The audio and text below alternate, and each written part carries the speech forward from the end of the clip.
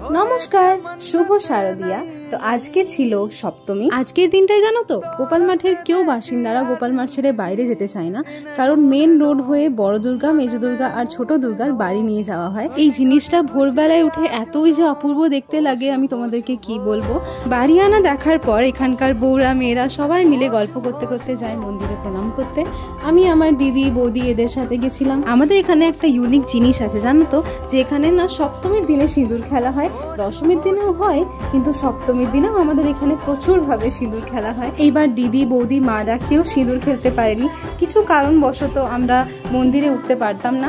এটা কলাবইয়ের পুজো হচ্ছিল, তো ওই জন্য এবার আমরা দূর থেকেই ঠাকুর দর্শন করছি। বাড়ি ফিরতে ফিরতে আমাদের এতটাই লেট হয়ে গেছিল যে বাড়ি ফিরে দেখি মা কাকিমারা রান্না বসিয়ে ফেলেছে। এরপর আমরাও তাড়াতাড়ি করে জামা চেঞ্জ করে মায়েদের সাথে এগুলো বানাতে লেগে যাই। চলো টাটা।